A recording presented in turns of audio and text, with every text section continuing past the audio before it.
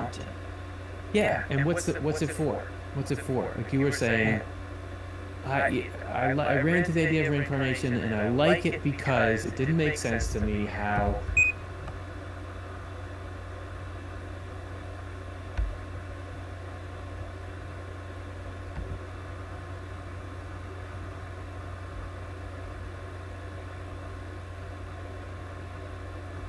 in which he wildly diverges from the traditional Christian understanding, yet will react and match a certain community. So the people that are living there, and this is a lot like in movies as well, because if you go into, let's keep on Lord of the Rings, if you go into Mordor, there's not like bunny rabbits living there and butterflies, because it doesn't.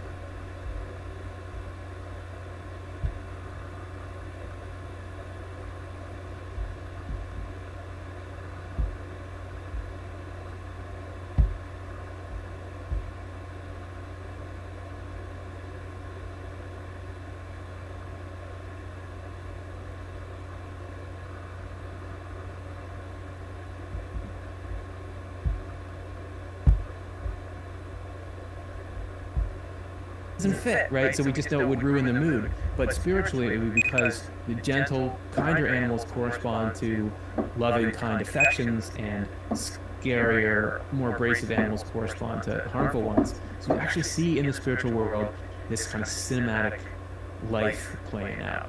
Okay, there's a few things. I could go on forever, but I won't. All right, so is this more of his adventures in the afterlife, or does he have an actual layout of what happens after someone dies? Yes.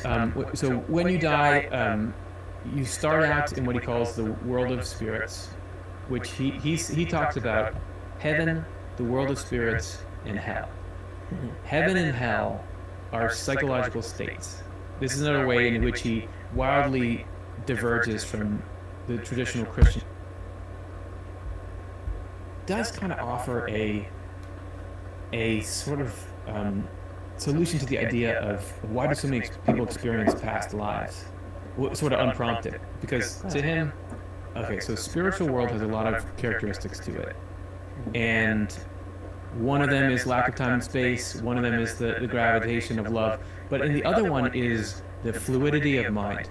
So there's a much more effortless transfer of information and feeling there. Here we can talk, you and I can talk, and it can go into this microphone and go all the way through the servers and get there, and people can listen and then try to picture what it is I'm talking about. But there's a lot of people in near-death experiences will say, oh, I can just tell what he was thinking. I got to download. There's like Instant. It's instant. It's instant. It's permeable. Even Swedenborg says that actually, if you go into a community in the afterlife, you start to think sort of like they do. You're influenced by their. He talks about auras, like the sort of emanation of your life and mind going out from everyone. So you're able to do that, and you're also able to share feelings. He talks about people who are feeling a certain kind of joy being able to just really tangibly and directly pass it to somebody else and say, hey, check this out. Here's some joy that you can have. So there, and not only that, that we actually, while we're on the earth, are constantly surrounded by spirits. Because we actually couldn't have consciousness. The link of consciousness goes from the divine through the spiritual world, ends up in the physical world. So we're constantly surrounded by spirits. Actually, our spirit even now is traveling from community to community based on the way we change in our life. It's just a nice long way to get to the answer I want to give you, but I feel like I got to have this background here. With the reason why little kids are like they are, that why are they so spontaneous and open and joyful and free, it's a distinctly different phase from what I remember of it than what we have now, is because when you're little, your spirit is around those celestial angels, or the deepest angels that Sweden talks about. As you grow up, your spirit changes and it starts to go around more spiritual or intellect-oriented angels. And you have to have that if you're going to be able to build a mind and grow. But the point is that your spiritual company changes what you experience. And there's enough permeability, so much so that Swedenborg, just offhand, in his book Heaven and Hell, says that usually when your mind interacts with spirits, you do so out of your own memory. so that they don't bring in what they've experienced from their life into the interaction. They actually take on some of your memory and from there influence you in certain ways, hopefully to do what's good. Sometimes though, they're there's some the equivalent of a leak or something where you can actually experience someone else's memories as your own. So it would be, yeah, so it would be like my wife's friend one time was describing to my wife and her friends, remember when we did this thing? Remember when you were over there and we went to this and we went to that? And they were all trying to remember what she was talking about. And finally, they were like, oh no, that was an episode of Friends that you're talking about. That didn't happen. Like you think it happened. So that can, the idea that you can get a feeling that you've been somewhere just even through the crudeness of media, but that there is the possibility for you to experience someone else's memories, and so you feel like I've lived that life.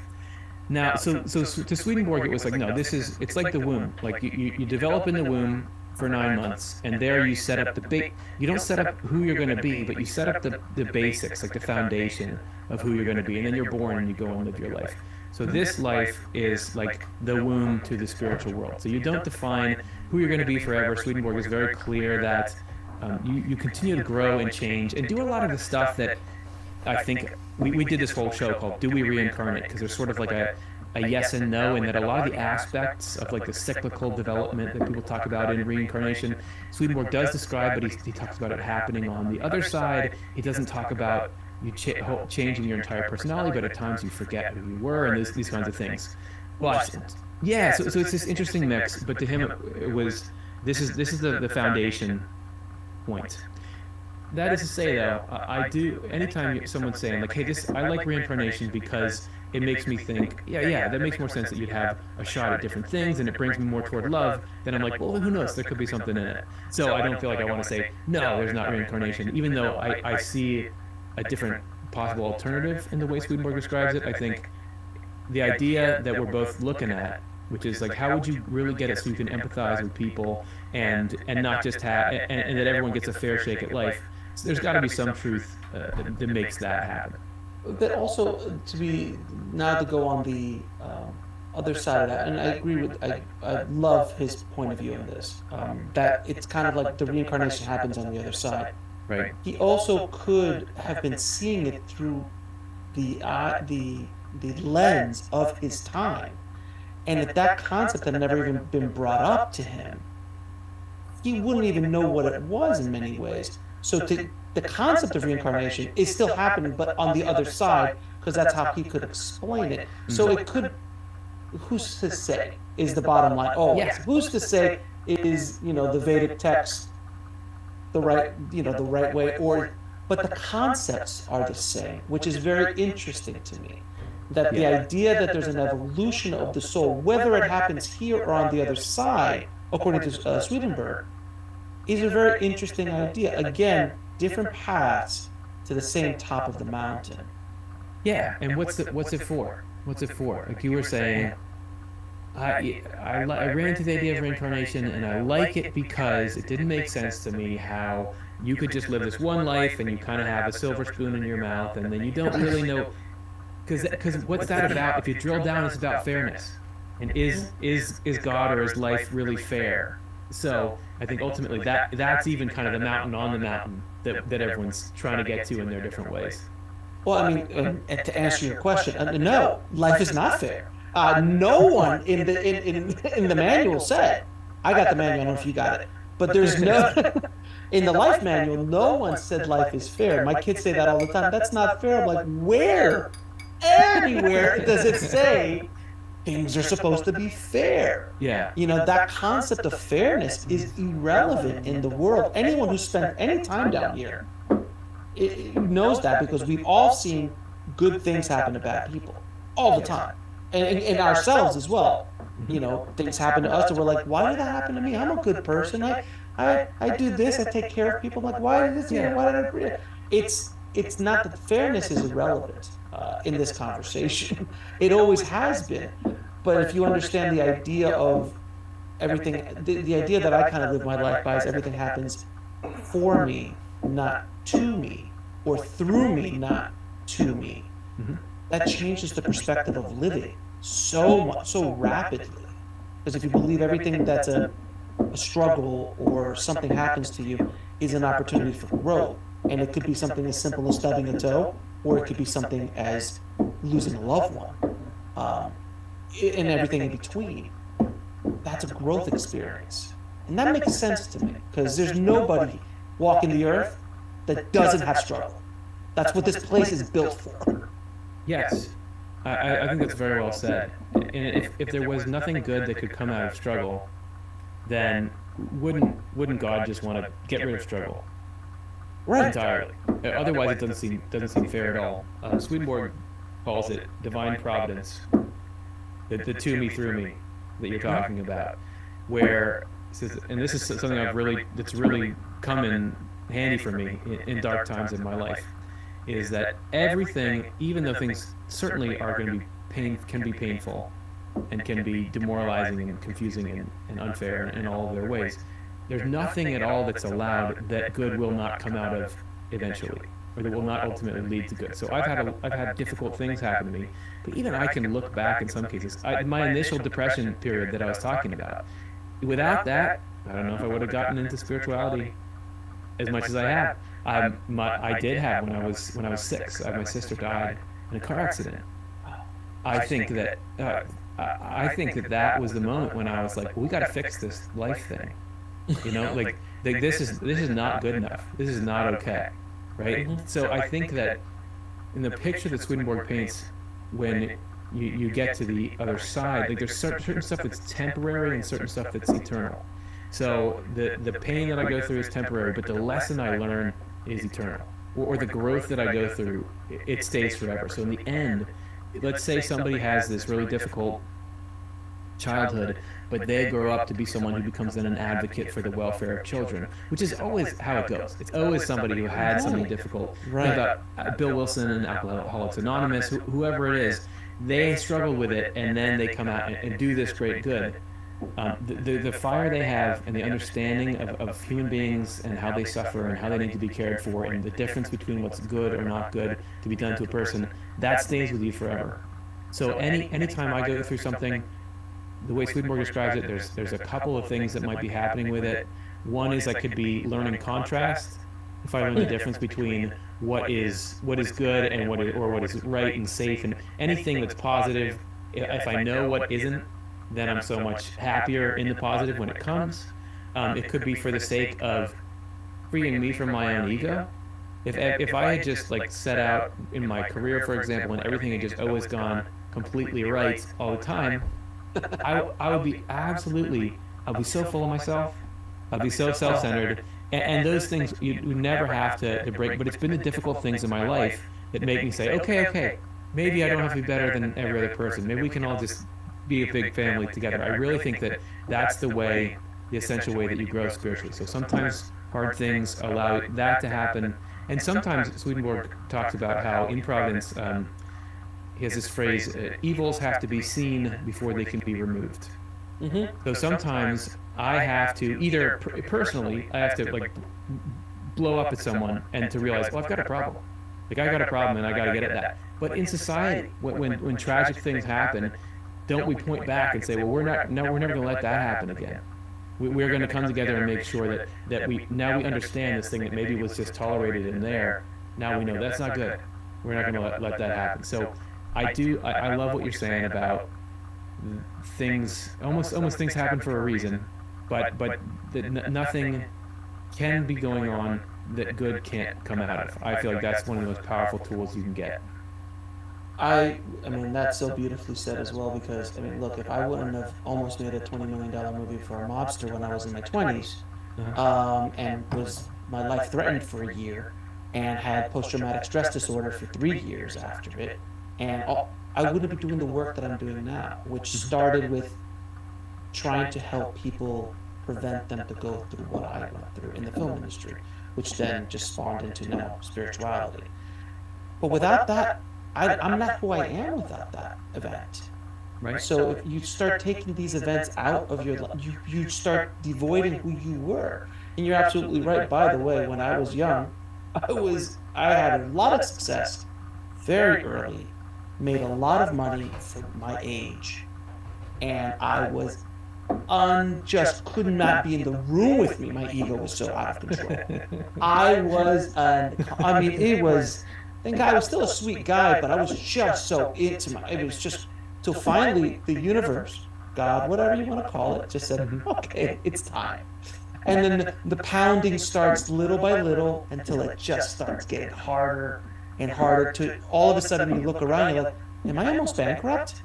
Did I have my life threatened for a year? Like what's going on? Like I don't even want to get out of my house anymore. Like it was that, but you need those things because those were lessons I needed to learn. Because if not, I would have never been a useful part of society, useful for myself, useful for my family. I wouldn't have a family. An ego like that would not allow to. You're a father. Yeah. Can you imagine when you were like 20? Like to just be like, oh, I must sacrifice for this thing or this creature that I don't even know. Yeah, stop messing with my flow here. Yeah. I mean, for the first, what is it? The first, I would say the first month of having kids, they destroy you mentally and physically. It was so scary.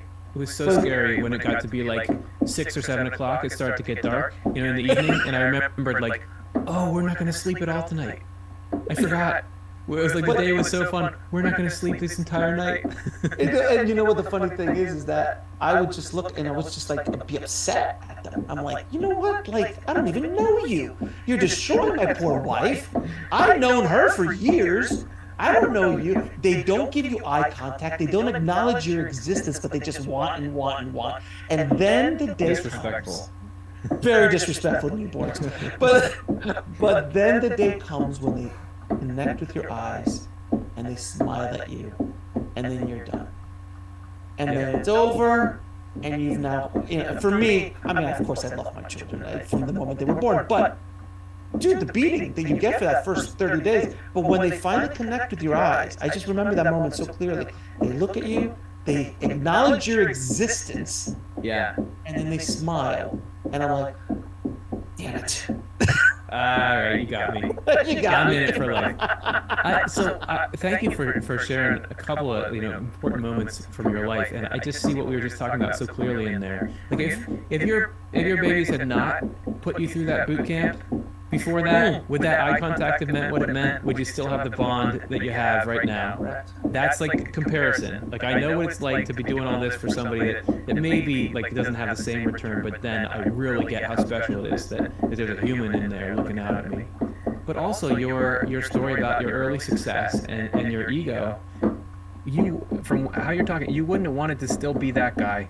You wouldn't rather be that guy than this if you just kept succeeding the whole time. So because now you have this depth to you that you understand, like you've been on the other side of, there's a lot of people who want to have what you have, which is I want to be successful, I want to have fame, but you can come and tell people, here's the reality of it, and the depth that you gained and the understanding of what's right and wrong, that you have that in you forever.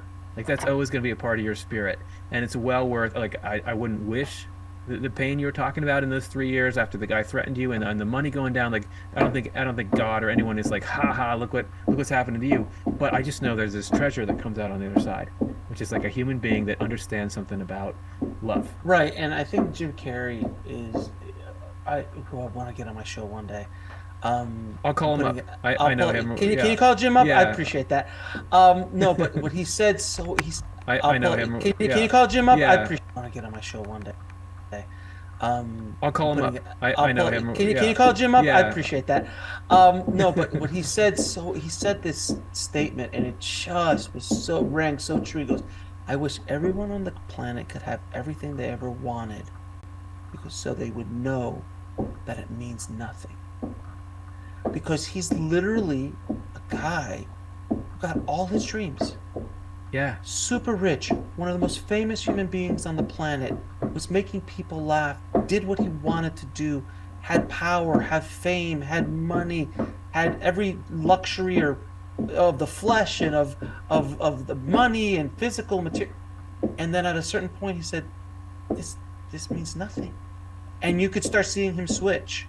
And he's like, now he's become who he's becoming. He's Yeah. an artist now, and I think he's semi-retired, if not retired from acting, because he's like, I'm good. I don't need to keep Yeah. doing this anymore. That is such a powerful lesson. But I could tell you that, and you'd be like, that sounds philosophical. Yes. He's lived it. And that's the Absolutely. part that we're talking about. You have to go through it yourself. Right. And think how many kids. I remember being whatever, like 13 and being all insecure and just thinking, yeah, if I was just super famous, super rich, super talented at everything, that would Everything's fix it all. That would all fix of it it. all. Like that's the only, there's one problem with life. It's I'm not that. Let me get that. And for Jim Carrey to have gone through what he went through and to be able to say credibly, think about how many kids he can help now. To be like, Hmm. listen, there, yes, we have a sort of a hole in us that we're trying to fill, but that's not this sort of ego dream coming true. Doesn't fill that. It actually literally doesn't fill that hole. Then that points us to how can it really be full? Because you want everybody to be as happy as they think they would be if they got all their ego dreams. You want everyone to feel full, and you want everyone to feel comforted and like they're connected and they're part of something.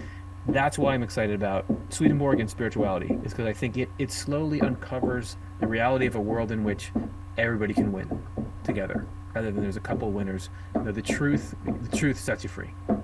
And look, and I've had the pleasure of speaking to some Oscar winners and having deeper conversations with them about what had happened after. He's like, they like said always the common thing was like, it's cool for a little bit, but at the end of the day, it just turns into something you put on a shelf.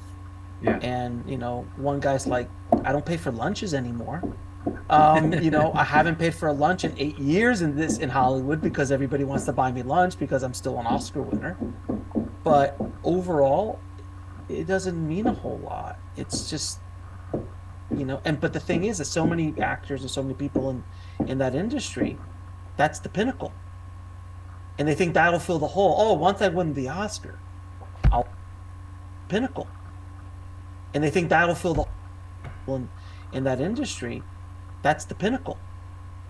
And they think that'll fill the hole. Oh, once I win the Oscar, I'm good for the rest of my life. Or I win the Super Bowl, I'm good. Or I win the Masters, I'm perfect. Everything will be perfect. It's not about the destination. It's always about the journey. And that there's a that's the sort of hollow promise of the It's always about the journey. and that there's It's not about the destination. It's always about the journey. and that there's a that's the sort of hollow promise of self-centeredness. It's like I'm going to focus on myself and I get myself to the place where myself wants to be. There's nothing actually to that. Whereas Swedenborg, what he discovered and saw played out in the spiritual world. It's funny because his books are, yes, they're this travelogue through heaven and hell and world of spirits and everywhere, but it always comes back down to basic human psychology, like what we care about. That actually the only thing that is fulfilling is doing things that make everybody happy, make the human race better. When you think the good of everyone, that's something you could never have achieved enough. You think I did that great thing, made these people happy. I'm going to get out and do it more. That is what he calls heaven, because that's something that can get bigger and better forever. And the more that you win at that, the more the rest of us win, rather than it being a zero-sum game. Because the more that you're doing your thing and helping the world, I get helped by you. The more that I'm helping the world, I help you. And it's this positive feedback loop. And it's actually just like the human body, like we were talking about before, the way heaven is organized. The healthier your spleen is, that's better news for the brain. The healthier the brain is, it's better news for the elbow. It's not like one of them's like, I can't believe that the right foot gets so much attention. Without either one, you're going to fall down. So that's anybody, like we were talking about before. Kid in the Congo, person born into privilege. Everyone's got the human body. They can see right there. That's kind of the map of the destination, right in front of you. And that's such a powerful idea, because if you understand that you need to help that kid in the Congo or that other person on the other side of the world somewhere that's not right in front of you, that's your left foot over there. You Yep. that is your left foot, and the person up in Sweden is your eye. And you have to put it all together, and you have to help everyone together, because if we don't all work together like the body, then the body breaks down. Then we all start to break down. And I think that's where I'm hoping that that's where we're starting to go with this awakening that is happening around the world. I think you've probably seen it as well as I have with our numbers and what people are watching and things like that. And you specifically from 2010 to now, I'm assuming things have gotten better. More people are more interested in these ideas or just curious about spirituality and deeper questions than they were before and are open for this stuff. I think that I was surprised right away at how interested in spirituality people were, how independent they were, that they were willing to take that journey, and how many people had had some kind of spiritual experience themselves. But also just how willing people are to work on the spiritual path. It's been like a good dream the past 10 years. I didn't ever think this many people would be interested, and it absolutely changes the way I think about humanity when I think out there. I think, oh, there's so many people you maybe don't hear about on the news, but they're living good lives, they're doing their little good things, and if you knew any one of them, you could fall in love with them. I absolutely think that there's way more good out there than we usually see. Now, there's one thing I wanted to talk to you real quick because in your on your YouTube channel, you did a video called "The Reunions," the 5 types of reunions you get in the. Can you just touch on those because I thought that was fascinating. Getting to see someone who's you thought was dead, but they're still alive on the other side. And I know, like recently, my grandma died, who I was really close to, and when she did, I started to feel like, man, like I almost know more people on that side than here now, or there's really starting to be a gravity shift. Since I do think our consciousness survives, and I think that those people are still alive there, and I think we get to go see them, I'm starting to get excited. I feel like I can't wait to like see all these people and see how they're doing and what do they look like now, what are they up to now. So I just think, and I've had a concept of the afterlife my whole life. I think somebody who maybe even didn't and thought had just given up hope that they'd ever see their wife again, to get reunited like that, that is the coolest thing in the world. And Swedenborg describes this. He doesn't. He's, as I said, he is a man of the Enlightenment, very practical minded. So he'll describe it in terms that aren't that sensationalized. So it's like people were overjoyed to see their friends again, and their friends overjoyed that they had come back, which you don't get the kind of richness and depth you get in some NDE experiences. But he talks about not only people reuniting with each other, but the means to which by which, because of the nature of the spiritual world, you can really be made whole and reconnect and uncover things that you can't in the way that you're here. The one particular scenario that he talks about and we covered in that episode is he talks about a family where there had been 2 brothers and one brother had died young and the other one had not. So by the time the whole family has lived through, the parents have died, the younger brother who was already in heaven, he was there. The older brother finally dies, and when he gets to the spiritual world, there was a little bit of tension between him and his family because this older brother had become really kind of a jerk because he had become self-centered and he had always resented the attention his younger brother got, and that had kind of distanced him from his parents, and so it was this whole mess. But because their time and space are not fixed in the same way, you can actually be, and this is, I guess, a little reincarnation-y, you can be brought back into like younger stages of your life. You can be brought back into a younger state of mind. And so because of that, they were able to do this almost like processing session where the abrasive older son was brought back into being like 10 or 11 years old, and he was able to just like say like what he felt like wasn't fair, and it softened his parents' hearts, and they really made this breakthrough. And his brother, who had died and had been what Swedenborg would call an angel the whole time, was just so loving and accepting and like I all I want is for you to have all the happiness I have. And the older brother just broke down, was crying, and it was this power of this stuff that had been hardened and calcified in life and people didn't get along, it just melted away because in the spiritual world you can really get to what's important. So it's this touching scene of like the possibility of human reconnection. That's beautiful. Now, there's another thing that you talked about on your channel, which I think my audience would really be interested in, is what happened immediately after Jesus Christ passed. Yes. So Swedenborg is fascinating in that there was a guy named D.T. Suzuki who was, by a lot of people, credited with bringing Zen Buddhism into the West. He was one of the early, I think it was in the 20s, he was one of the early guys in that. But he wrote this book about Swedenborg, which was called Buddha of the North, because he felt like Swedenborg's material was so compatible with and similar to Buddhism that he would say, look, this is like Buddhism from the North. That said, so even though Swedenborg resonates with a lot of different things, he uses a lot of Christian terminology and things that Christians think are important, like the Bible and particularly Jesus Christ. He thought were of total importance. So he talks about Jesus is like there's the unknowable divine that's infinite and you can't comprehend it, and Jesus is that divine saying, "Hey, I'm going to get into a form that you can give a hug to and you can understand." And so to him, Jesus was absolutely important. Not in the same way where you have to. There's a lot of Christians that say you have to know the name of Jesus Christ and say it, or else you get in trouble. But to him, Jesus Christ is love personified. So anybody who's living this life of love really sort of knows Jesus, you could say, because you know the character. But so the advent of Jesus Christ, though, on the earth was really important spiritually. It was essentially God righting this balance that had gotten out of whack in the world. That so many people were choosing the ego and violence, and it was just like destroying the whole spiritual environment and making it so people we were really at risk of just the human mind being destroyed, basically.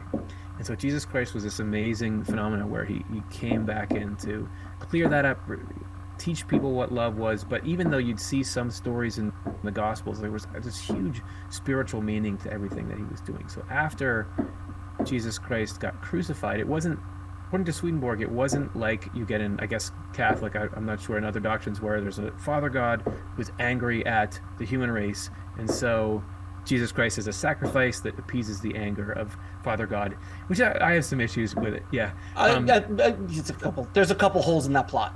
Yeah, exactly. I'm not sure about the motivation. Not a believable character. But just in general, that God's angry alone is a problem. One of the first videos that I made is called "Why God Can't Get Angry," and it was just a simple thought experiment that was, we were just talking about babies earlier. Yeah. And you think about you getting angry grows proportionally more ridiculous and humiliating the less powerful that person is compared to you. So if like you and I are about peers and we bump into each other's cars and we're mad at each other, it's still like you don't want to blow up like that, but it's not the same as if there's a little kid or even a baby and you're like, I hate you, you little baby, because the baby has no power, it doesn't know what it's doing, you're so much more cognitively adapted. So for God, let's take that and crank it up to infinity. For God to get angry at me, at Curtis, who like barely knows it, I like, oh, where's my keys? I can't find my key. Like, I don't know anything compared to God, and he's gonna be. You're an amoeba. You're an amoeba. Yeah, I'm an amoeba. Best case scenario, and for God to get mad at me, like, you really triggered me there. I'm mad at you. That stuff gets triggered. That's amazing. All right, so you were saying, so yes. Let's go back to Jesus Christ. I'm just saying, Swedenborg has a line in his book True Christianity, where he says it's impossible for God to even look at us with a frown. All right, because to do that would be against his essence. Okay, so Jesus is.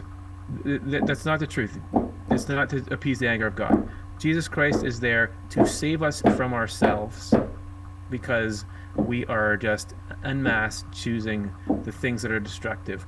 And it wasn't just, you can't just take the physical world in isolation, because there's people in the spiritual world and people in the physical world. So not only was everyone, the physical world is like downstream from the spiritual world. So one of the reasons why everyone here was getting so callous and cruel is because that's the way it was going in the spiritual world. So many people were choosing the same kind of thing. So Jesus was having to go in and set everything in order and get it, because again, even the worst person who's doing the worst things to people, still God is not mad at them. God does not feel like I hate you and you're my enemy, but he is going to say, you have to go over here, because if you're here, you're harming other people, and that's harming you. Like, that is getting you more entrenched in the evils that you've decided to grab onto. So he had to take like this master kind of sorting, take these people, put everything in order so that people can't harm each other, and that there's freedom restored so people can choose spiritually. There's this whole complex process that Swedenborg describes over many, many books of what was going on there. But essentially, it was to create balance again so that we would have the freedom to choose what we want to do and what we want to love and who we want to be. Because that's essential. You can never choose anything good if you don't have a free choice. Because you think about love. If anyone says, hey, let's love me or else, there's no love there. Like, it has to be freely chosen. If you say to your kids, like, you have to visit me, it's not, it doesn't work. So the nature of love is that it can only happen when both parties are free to accept it. So people have to have the choice to love what's good or not. And that was going to go away if Jesus didn't make a move right then. So it was kind of like the last ditched effort, but it really worked. My friend, I could talk to you for another 2-3 hours Let's go. without question, man. But I'm going to ask you a few questions to ask all my guests. What is your definition of living a fulfilled life? Being useful, and really organizing your life around how can I be useful.